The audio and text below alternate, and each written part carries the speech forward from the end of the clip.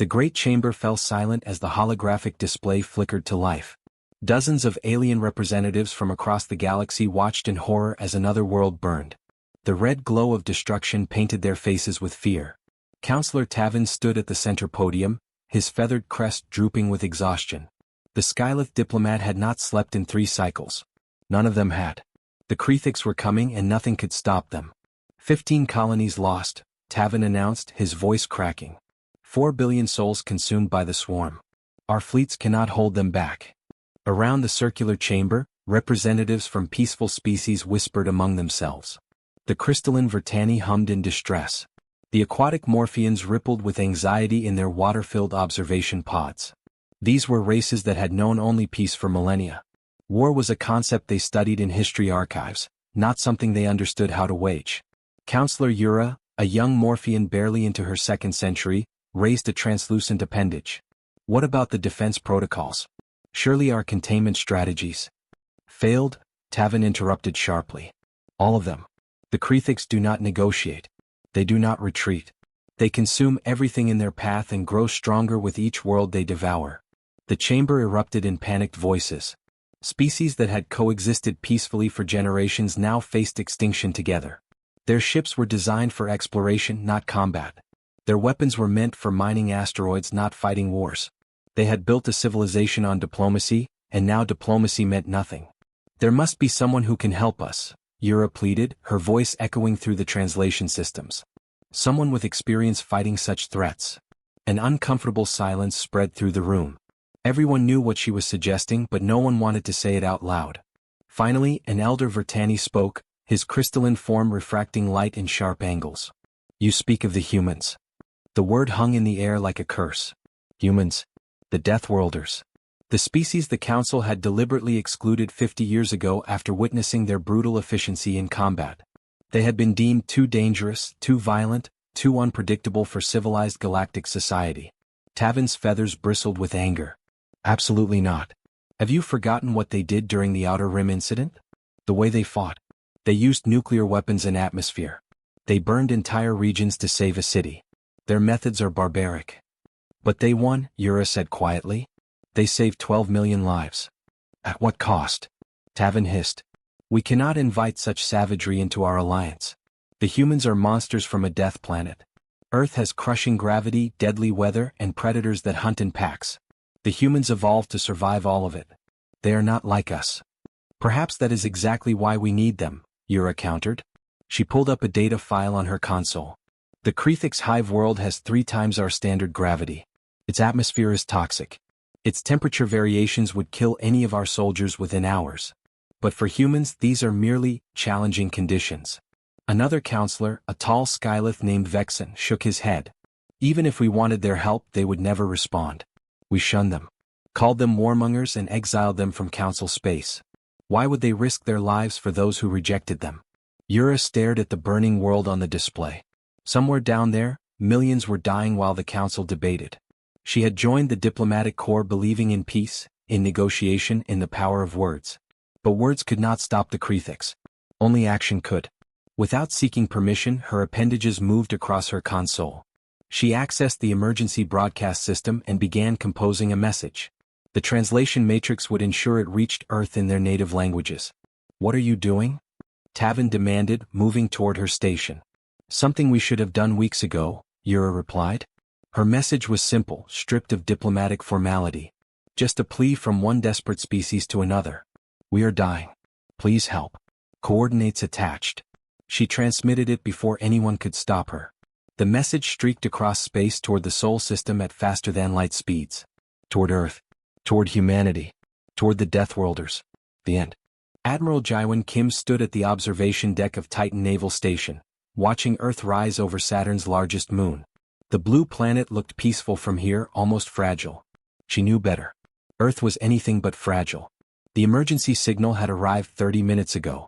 Her communications officer, Lieutenant Miho Park, had played it 3 times to ensure the translation was correct. A distress call from the Galactic Council. The same council that had expelled humanity half a century ago. They have some nerve, muttered Captain Hyunwoo Choi, standing beside her. His reflection in the viewport showed barely contained anger. They called us barbarians. Said we were too violent to join civilized space. And now they want our help. Jaiwan understood his fury. She had been a young ensign during the Outer Rim incident. Humanity had responded to a crisis, saved millions of alien civilians and been rewarded with exile. The Council had been horrified by human tactics. They didn't understand that sometimes survival required harsh choices. Assemble the senior staff, Jaiwan ordered. We're taking this to the Assembly. 2 hours later, Jaiwan stood before the Terran Assembly in Geneva. Holographic representatives from Mars, Titan, the Belt Colonies and Earth's continental governments filled the virtual chamber. She transmitted the alien distress call and waited. The debate erupted immediately. Governor Do-Hyun Lee of the Mars colonies spoke first. Why should we help them? They abandoned us. Let them face their own problems. Because it's the right thing to do, came a calm voice. Dr. Salman Park, a xenoanthropologist, materialized in the center of the chamber. She had spent decades studying alien cultures, trying to bridge the gap between humanity and the Council species. These are living beings facing extinction. Yes, they rejected us. Yes, they misunderstood our methods. But that doesn't mean we should let them die. She's right, added Commander Minji Han from the Belt. We're better than that. We don't abandon people just because they fear us. General Juno Kong from Earth's Pacific Defense Force shook his head. This isn't about feelings. It's about resources. We're talking about deploying a full military fleet across hostile space to fight an unknown enemy. The cost in lives and equipment could be massive. Jaiwan cleared her throat. I've reviewed the data they sent. This Krethic swarm is unlike anything we've faced. They're a hive mind species that consumes entire worlds. Their bioships are organic, adaptive, and numerous. The Council races have lost 15 colonies already. What are their military capabilities? Asked Governor Lee. Minimal, Jaiwan admitted. The Council species evolved on peaceful worlds. Low gravity, stable climates, abundant resources. They've never needed to develop serious weapons. Their idea of warfare is deploying containment fields and negotiating. A grim silence filled the chamber. Every human understood what that meant. The Council species were sheep being hunted by wolves, and they had no idea how to fight back. Dr. Salman spoke again. I propose we help them, but on our terms. We maintain complete operational command. No Council oversight, no debates about tactics. They called us because they need warriors. Let us do what we do best. The vote took 15 minutes. When the results appeared, Jaiwan felt her chest tighten. Humanity would answer the call. Not for glory, not for gratitude, but because leaving people to die was something humans couldn't accept. Within 6 hours, Titan Naval Station transformed into controlled chaos. The Third Fleet began mobilization. 47 warships powered up their fusion drives. 12,000 Marines from Earth, Mars, and the Belt colonies boarded transport ships. Supply vessels loaded ammunition, medical supplies, and spare parts. Jaiwan walked through the docking bay of her flagship, the carrier Indomitable. Young sailors rushed past, carrying equipment and supplies. They were so young, some barely 20 years old. Many might not return. Captain Hyun-woo found her near the main airlock. Fleet reports ready for departure, Admiral. Jaiwan nodded slowly. Send a response to the Council. Tell them help is coming. Tell them humanity remembers what it means to stand against the darkness. She paused, then added quietly, and tell them we're doing this despite everything. Because that's what makes us human. The Third Fleet departed Titan 6 hours later, jumping into hyperspace toward Council territory. Toward war. Toward species that feared them but needed them desperately. The Deathworlders were coming. The end. The Vardesh system looked like a graveyard when the human fleet emerged from hyperspace. Admiral Jaiwan Kim stared at the main view screen in silence. 28 Council warships floated dead in space, their hulls torn open like broken toys. Debris fields stretched for thousands of kilometers. Life signs? She asked quietly. Lieutenant Miho Park worked his console, his face pale. Detecting 47 survivors in escape pods. Admiral, the main colony on Vardesh Prime is still transmitting. They're under attack right now. On the view screen something moved through the wreckage. Bioships. Massive organic vessels that looked like insects crossed with deep-sea creatures. They pulsed with sickly bioluminescence as they fed on the destroyed Council fleet. Hundreds of them. Perhaps thousands. Battle stations, Jaiwan ordered. All ships weapons free. Target the bioships and clear a path to the planet. Captain Hyun-woo Choi leaned forward in his command chair. Admiral, shouldn't we assess their capabilities first? Standard protocol suggests. Standard protocol is for fighting other humans, Jaiwan interrupted. These things are eating the dead. We hit them now, hit them hard, and show them Earth doesn't negotiate with monsters. The Third Fleet spread into attack formation. The Krethix bioships noticed the new arrivals and began moving toward them in perfect coordination. A hive mind. No individual thought, just collective purpose. The first Krethix ship opened fire with some kind of bioplasma weapon. It splashed harmlessly against the shields of the destroyer Soul. The Council ships had been designed to withstand mining accidents and asteroid collisions, not military-grade weapons. Human ships were different. Return fire, Jaiwan commanded. All railguns full spread. The human fleet erupted with violence. Railguns fired solid projectiles at a fraction of light speed. Nuclear-tipped missiles streaked through space. Laser batteries carved through organic armor like hot knives through flesh. The Krethix had never encountered anything like it. 3 bioships exploded in the first volley. Then 7 more. The swarm tried to adapt, tried to surround the human ships using tactics that had worked perfectly against the Council. But human pilots didn't follow predictable patterns. They were aggressive, creative, and utterly ruthless. Commander Minji Han, leading a squadron of fighters from the carrier, laughed over the comm channel. These things are slow. They move like they expect us to run away. Don't get cocky, Jaiwan warned. Stay in formation and watch your fuel.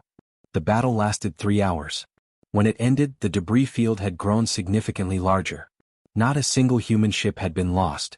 The Krethix swarm retreated toward the outer system, leaving their dead behind. They had expected prey. They had found predators instead. Take us to Vardesh Prime, Jaiwan ordered. Medical teams prepare for casualties. The colony was in ruins. Buildings burned, and the survivors huddled in underground shelters. When human marines arrived to evacuate them, the aliens stared in shock and fear.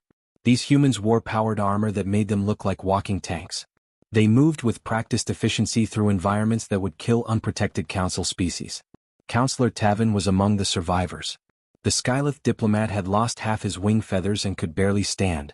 A human medic, Corporal Yunji Lee, caught him before he fell. Easy there, she said, her voice surprisingly gentle behind her helmet. We've got you. Tavin flinched from her touch. You came. What? We rejected you. Yunji helped him toward the evacuation ship. Because people needed help. It's not complicated. Later, aboard the Indomitable, Tavin watched human medics work on the wounded. They were direct, efficient, and shockingly fast. What would take Council doctors hours, humans accomplished in minutes. They used synthetic blood, automated surgery machines, and medicines that seemed almost magical in their effectiveness. Dr. Salman Park found Tavin in the observation area overlooking the medical bay. Are you injured, Counselor? No. I'm just watching. Tavin's head tilted toward her. You fight like demons but you heal like angels. I don't understand your species. Salman smiled sadly. Our world made us hard so we could be soft when it mattered. Earth taught us to be strong enough to protect the weak. But at what cost? Tavin whispered. How many of your people died today? None, Salman replied. Not one. Tavin's crest rose in disbelief. That's impossible. No, Counselor. That's experience. The end. The intelligence data appeared on the tactical display like a death sentence. Deep in uncharted space, the Krethix had established their primary hive world. Every attack across Council territory had originated from there. Every swarm returned there to feed and multiply. Admiral Jaiwan Kim studied the planetary scan with cold determination. We cut off the head, the body dies. That's basic tactics. Counselor Tavin's feathers ruffled with alarm. Admiral, the Council has protocols for situations like this. We establish a blockade, attempt communication, explore diplomatic solutions. Your protocols got 15 colonies destroyed, Captain Hyunwoo interrupted bluntly. With respect, Counselor, this is a military operation now. We do it our way. The hive world was a nightmare made real. Gravity measured at 2.3 times Earth standard. The atmosphere was toxic, filled with sulfuric compounds that would dissolve Council species in minutes. Temperatures fluctuated between extreme heat and freezing cold. Massive storms raged across the surface constantly. Lieutenant Miho Park pulled up comparison data. Sir, this makes Venus look like a vacation resort. Jaiwan smiled grimly. Then it's a good thing we train there. Prepare the assault force. 4,000 Marines, full combat loadout. Launch in 6 hours. The Third Fleet fought through 3 defensive lines of Krethix bioships. Each battle was fiercer than the last. The swarm was protecting something precious. Good. That meant they were heading in the right direction. Commander Sungo Beck led the first wave of dropships through the toxic atmosphere. Warning lights flashed red as the temperature outside reached 400 degrees. The pressure would have crushed Council vessels like tin cans. Human engineering held firm. 2 minutes to surface contact, the pilot announced calmly. Behind Sungo, 40 Marines checked their weapons one final time. These were veterans from Earth's worst environments. They had trained in the acidic clouds of Venus, the frozen methane seas of Titan, the crushing depths of Earth's oceans. The hive world was just another Tuesday. The dropship slammed into the surface. The ramp dropped and Sungo led his team into hell. The gravity tried to pull him down, but his powered armor compensated. Acidic rain hissed against his shields. Lightning split the dark sky overhead. Move out. Stay in formation. Sungo commanded. The hive entrance loomed before them like a massive wound in the planet's crust. Bioorganic structures pulsed with alien life. Krethix warriors emerged to defend their home, larger and more vicious than anything they had encountered in space. The battle was brutal and close quarters. Human weapons fired continuously. Plasma cutters melted through organic armor. Explosives collapsed tunnels. The Marines pushed deeper, following the thermal signature that indicated the Queen's chamber. Aboard the Indomitable, Counselor Tavin watched the helmet camera feeds in horrified fascination. They're fighting in conditions that would kill my people in seconds. And they're advancing. Dr. Salmon Park stood beside him. Earth didn't make us strong just for survival, Counselor. It made us strong so we could protect others. Even those who fear us. Deep in the hive, Commander Sungo and his team reached the Queen's chamber. The creature was massive, easily 10 meters tall, surrounded by warrior drones. Her psychic presence pressed against their minds like a physical weight. Sungo raised his weapon but didn't fire. Tell her we're offering terms. One chance. The translator worked frantically to convert human language into something the hive mind could understand. The Queen's response came as images and emotions flooding their consciousness. Confusion. Anger. Fear. The Krethix had consumed 1,000 species. None had ever reached her sanctum. We can destroy this world, Sungo said clearly. We have weapons that will turn your entire planet into glass. We've done it before when necessary. He paused. But we prefer not to. Withdraw your swarms from Council space. Return to the outer darkness. Stay away from inhabited systems. Do this and you survive. The Queen's mental presence shifted. Calculation. Assessment. For the first time in her long existence, she understood what it meant to face a predator species. Not prey that fought back, but true apex predators from a world that forged them in fire. Her decision rippled through the hive mind across light years of space. The Krethix swarms began their retreat. Sungo nodded slowly. Smart choice, Your Majesty. Very smart choice. The end. The Third Fleet limped back into Council space 3 weeks later. 9 ships had been lost. 1,847 humans had died. Twice that number carried injuries that would take months to heal. The Indomitable's hull bore scorch marks from dozens of battles. Admiral Jaiwan Kim walked through the medical bay, stopping at each bed. Young faces looked up at her, some missing limbs that would be replaced with prosthetics, others bearing scars they would carry forever. They had volunteered to save people who had rejected humanity. Not one of them complained. You did well, she told them quietly. Every single one of you. The Council had prepared a formal ceremony on their homeworld. Golden spires reached toward purple skies. Thousands of aliens from dozens of species gathered in the central plaza. They had come to witness history. Counselor Tavin stood at the podium, his wing feathers fully restored and gleaming. The crowd fell silent as he began to speak. 50 years ago we made a decision based on fear. We saw humanity's strength and called it savagery. We witnessed their methods and labeled them barbaric. We were wrong. His voice carried across the plaza through translation matrices. When the darkness came for us, when our fleets burned and our people died, we had nowhere to turn. In our desperation we called upon those we had rejected. And they came. Tavin's gaze found Admiral Jaiwan standing with her senior officers. They came not for glory. Not for payment. Not even for gratitude. They came because we asked for help and they could not refuse people in need. That is the measure of true civilization. The crowd murmured in agreement. Tavin continued. The humans fought through conditions that would kill our strongest warriors. They faced an enemy we could not defeat. They ventured into a world we could not survive. And they did what we thought impossible. They won. He paused, letting his words sink in. Therefore, it is with great honor that the Galactic Council offers humanity full membership. A seat at our table. A voice in our decisions. Recognition as equals among the civilized species of the galaxy. The crowd erupted in applause. It should have been a moment of triumph. Instead, Jaiwan felt only weariness. She stepped forward to the podium. The crowd quieted, curious about what the human admiral would say. "Thank you, Counselor Tavin," Jaiwan began. "Your words honor the sacrifice of those who fell. But I must respectfully decline your offer." Shocked silence rippled through the plaza. Tavin's crest rose in confusion. "Admiral, I don't understand. This is what humanity wanted. Recognition. Acceptance." Jaiwan shook her head. "No, Counselor. What we wanted was to do the right thing.